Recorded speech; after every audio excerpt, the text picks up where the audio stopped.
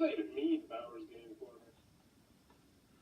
there, YouTube! I'm back again today for another game review. Today, very excited checking out Dice and Dragons from Golden Egg Games. This is for 1 to 5 players. Age is 8+. It'll take about 20 minutes to play. And Dice and Dragons is a very interesting dice rolling, dragon fighting, role playing-ish game where you're going to start with a character and you're going to face a dragon, and then you're going to level up your character. You're going to buy things from a village marketplace with the golds you have earned from defeating dragons, and then you're going to go on to fight another dragon in a different game, a different 20-minute game, but with your character that you have slowly been leveling up. So you're going to be able to fight bigger and more complex dragons as you go through this completely cooperative game. It's light, it's simple, it's definitely something different, but is it good? Let's open it up and I'll tell you what I think. Alrighty then, we're going to take a look at what you're going to get inside of Dice and Dragons. So first and foremost, we have our handy dandy rule booklet. It is 12 pages, double-sided, full color, full of pictures, illustrations, examples. Very well done, should have you up and running in no time at all. So big thumbs up on the rule booklet. You'll also be utilizing this campaign booklet as well, which I'm not going to open up too much because I don't want to spoil that much, even though it is pretty bare bones. You're just going to be going from story to story, from dragon to dragon with a short story kind of interweaved. There's not really much to spoil, but what you need to know is this is going to tell you how you're going to be able to the dragons that you're going to face, their special abilities, also what you'll be able to purchase after you successfully defeat dragons, how you level up, stuff like that. So in Dice and Dragons, what you're going to be doing is you're going to be starting up your own character. You're going to start with a sheet that will look like this, and in the top right-hand corner, it'll have you being a warrior or a cleric or a rogue or any other number of different characters. I think there's like 6, or a wizard. There's 5 or 6 different characters in the game. And each of the characters is going to have slightly different skills down here, and they'll have slightly different attributes that they'll have to deal with. All of that is in the rule booklet, which is nice as well. And it will actually show you really how you set up your first game and then continue on from there. So the warrior is going to have more hit points, the rogue's going to have less hit points, but they have a little bit more armor. Minor things like that. So everyone's going to have a pencil. You're going to be setting yourself up. You're going to start with your health. You're going to start with your armor. You might be on a certain level, but on the first game of the campaign, you'll just be on level 1. You might have some leftover gold that you might be utilizing, and gold you can use to revive fallen teammates or to purchase things after you've defeated dragons. So you kind of defeat the whatever dragon is, so in this instance level 1, and then you go to the village marketplace, you might purchase things with gold, and then you go on and you fight a higher experienced dragon. You're also going to get some of these guys over here. These are some tokens which you'll be using for various different specific instances throughout the game, like you might be on fire from the dragon or poisoned or something like that. And these, I'll show you a little bit later, are just used to cover up some of the different skills after you've used them or blocked them out. But let's get into actually how the game works, because it's actually a really straightforward game. So you're going to start off, and everyone on your team is going to be rolling the dice. So let's just say you're playing a 3-player game. All 3 players would be rolling these dice, and then the dragon would attack you. Now, some of the dragons will break that rule, but for the most part, everyone's going to take their turn, and then the dragon will take their turn, and then you're going to rinse, wash, and repeat until everybody in the party is dead, or the dragon is dead, in which case you've either won or lost the game. So let's show you how it works. So on your turn, you're going to be rolling the dice. So I am the warrior, and over here it's going to show you the name of the special ability. These right here are the die faces that you have to accumulate in order to do the special ability, and then on the right side is it'll show you how much damage you're going to be doing to the specific character. So this is actually one of the kids in my class's character that he created. I don't think we actually finished this particular game that I played with him, but this is his character right here. So let's see what he needs. He really needs the swords. Did he get a sword? Oh, he did. He got 2 swords. That's a great start right there. So he'd probably keep those 2 swords. He doesn't have to lock them in place just yet, but he's already unlocked the slash ability. If he gets 1 more, he'll get the smashing blow, and 2 more, he'll get the savage attack. And it's Yahtzee style, so you can re-roll up to 3 times. Now, another interesting aspect of this game is that you can keep one of your die faces, unused die faces, and you can pass it to the next player. So let's just say that this person over here, Isabel, she's a cleric. He could potentially pass her one of these hammers if he so chooses to. So let's go ahead and just put that over there, because that might come into play. So roll up the dice again. He got a dragon. Now the dragon face is the only bad face on the die. The crossbow is good for the ranger. This is whatever this thing is. Chopsticks are good for the rogue. All the different die faces are good for someone, and some of the times they'll be good for you too, like this time a critical hit, you have to get one of everything. But the dragons are always going to be bad. But luckily, unlike a lot of games, you can re-roll the dragons, but on your third time, you can't re-roll the dragons, and the dragon will attack you, and I'll show you how that works in a second. So none of these things are really going to help me that much. Actually, you know what? I might get the parry, which might bump up my armor by 2 temporarily. That would be great because I have the 2 swords. I have 2 things different. So you know what? It's early on in the fight. I'll probably try and go for the parry. And worst case scenario, I'm going to get my slash. And also by doing this, I'm only rolling 1 die, which means hopefully it won't be a dragon. Well, for this particular instance, that's good because I'm going to show you how the dragon works. So the first thing I'm going to do is I'm going to use my slash ability right here. So I'd cover that up, and then I would mark the dragon down from 45 health to 41 health. And they do have more than 1 dragon sheet a pop. I was just erasing them because it's really easy to erase them, and I'm cheap like that. You also would take a look to see if there's any special things you need to know about the dragon. This particular dragon, there's nothing special going on here. It's just a typical dragon. But as you progress through the game, they will start to have different special abilities. Now, you'll also notice that the dragons have attacks, and the dragons will be attacking you on your turn potentially if you end your turn with the dragon symbol. So I am going to take 5 slashing claw damage because I unfortunately rolled 1 extra dragon. So I would then take my health and knock it down from, I believe, 31 to 26. But if I had 2 armor, because this character has leveled up his armor a little bit, I would actually only take 3 points of those damage. So I'd go to 31 to 28. And that'd be great. So then I would pass all the dice to the next player. I didn't give him Isabel, in this case her, any extra dice, and she would once again, boom, rinse, wash, and repeat.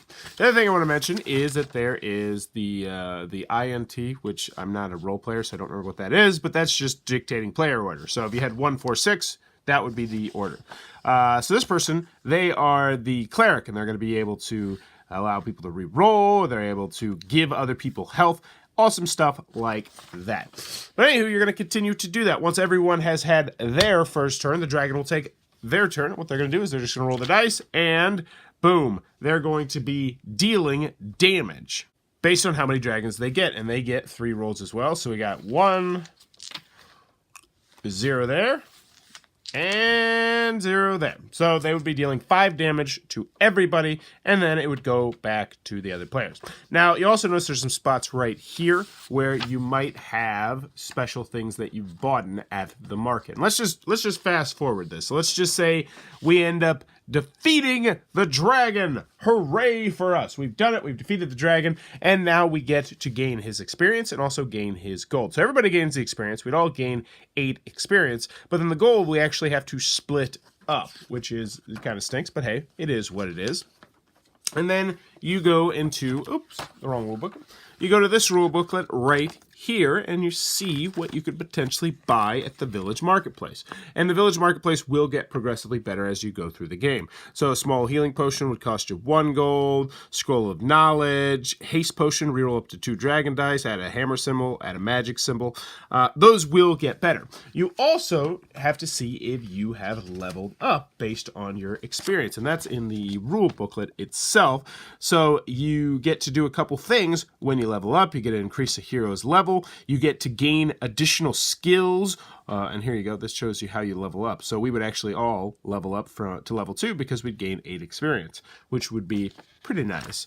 And then you can also unlock new special abilities. And the special abilities are right there. And they tell you who can unlock which special abilities. So that can kind of diversify which dice are better for you as well. Now, there are also 4 and 5 player rules and solo rules. The solo rules are pretty easy. You're just going to be playing as 2 characters. In the 4 and 5 player rules, you're actually playing against 2 dragons, which is pretty interesting.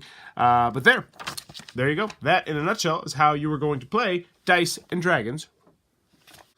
Alrighty then, Dice and Dragons from Golden Egg Games. What are my final thoughts? Let's go over the pros, let's go over the cons. First, on the con side, game's not going to be for everybody for a variety of different reasons. It's an incredibly light and simple game. I think this is the one I want to mention first because while it does have really cool ideas, and I really liked facing the different dragons and leveling up my character and deciding, do I want to bump up my armor? Do I want to get this, or do I want to do that? I liked all of that. But it's still a very simple roll and then kind of decide what you're going to be doing with your roll sort of game, which will be a turnoff to some people. Also, some people are gonna scoff at the components. I mean, you could just laminate them and use a dry erase because it is just pen and paper, and you're just supposed to throw the stuff away when you're done. As you saw, I'm really cheap, and I just erased the dragons, and that's gonna bug some people.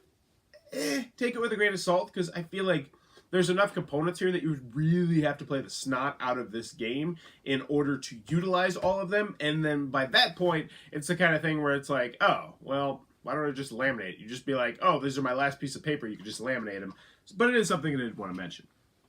Also, some people are going to want more in the box, more characters, more dragons, and I'd say that's more of a good con than a bad con. I wanted more. I wanted to fight more dragons. I wanted more different characters. I wanted more items I could buy from the Village Marketplace, and I talked to the designer of the game, and he was like, they have big plans for this game. If it goes well, they're talking about adding all sorts of cool stuff, and most of it, I think he even mentioned you'd be able to print some of it off on the internet. Don't quote me on that, or if you do quote me on it, I don't really care, because, hell, who cares? Yeah, but it sounds like they have a really ambitious beginning of the game here. They want to expand this by a lot, which I think would be a really neat idea. Any other cons that I have with the game? It can be difficult, and it's very luck oriented. If you're rolling for the dragon and they're routinely getting 3 dragon faces, I mean, there's not much you can do. I mean, you can buy the things in the village that will let you re-roll those dice, which is great. But then if you re-roll them and they're just more dragons, it's just like, well, nothing I can do here. If you're not getting your rolls and you're getting unfortunate and unlucky with your rolls, you're going to be screwed in this game. And that's going to be a big turnoff to some people because as much as you can do forward planning and as much as you can spend your money wisely and your different things very wisely, if you roll a whole bunch of dragons, you're just going to lose the game. That's just nothing you can do about that. Also, I wish there was a more permanent sense of death. Like, if you all get wiped, I mean, you can just kind of restart it. I imagine you're supposed to, technically, start from the ground up with a new character. But the death in the game just doesn't feel as finite as I would like. I wish it was just more final. But then again, that's more of a personal thing as well. I wanted it to be slightly less unforgiving. But, hey, that's your mileage may vary kind of thing. Moving on to the pros, though. I just want to get to the pros. I really like Dice and Dragons. I think it's a great game. I played it with adults. They really liked it. And I played it with kids, and they went absolutely bonkers for the game. So there you go. I mean, what more do you need to know? If you look at this as a family game, absolute slam dunk. I played this with probably 6 different kids in my class. One of those groups, I played it with 2 kids, and we played an entire campaign. We played through all the different dragons, and they loved it. They loved it. They loved it. The kids' parents were talking to me. Were like, were you guys playing like Dungeons and Dragons or something? They were talking to me about it, and I was like, no. It's this little light, simple dice game. And they're like, I want to know where to get it because they were just absolutely nuts about it. And it's easy to learn. It's easy to teach. I'm keeping this copy of the game because I always like to mention whether or not I'm going to keep the game. I'm going to keep it, obviously, because I want to play it in the future with my son because I think that'll be awesome, but also because I'm excited to see what's going to come from this game in the future, like the extra stuff that they're going to be added on, the new campaigns, the new dragons, give me dungeons, give me a bard, give me this, give me that. I feel like there's just unlimited potential for this game if it does well, so I'm really hoping it does do well. Also, as adults, it's the kind of thing where you can bust through this in an evening as long as you don't mind playing it for like an hour, or probably about 2 hours, hour and a half. And that was a lot of fun as well. I played this with a group, of 2 other people. I did try it once 4 and 5 players.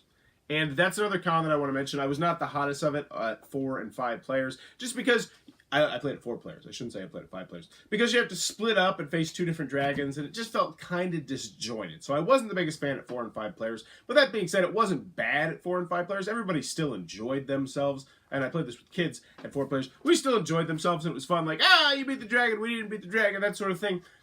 but I like it best at 2 and 3. I feel like that is really where the game shines. Also, as a solo game, I did try a couple games of it solo. I didn't go through a whole campaign, but I liked it as a solo game. And it's I think this would be a great solo game. And I always like to mention solo aspects of games and reviews. I think this is a great solo game that I absolutely can recommend. It's fun trying to level up, beat the dragons. You could consolidate all of this and make it into potentially a smaller box, which would be great as well. Because some of the components you don't really need. The tokens are pretty unnecessary for the most part. They're there to help you keep track, but you could easily just write a letter. Same with these little guys, that their only job is to cover up what actions you've taken. And I didn't really mention this middle part. Cover up the actions you've taken so that you can remember that you can't take that action again, because you can't just do the same action over and over and over again.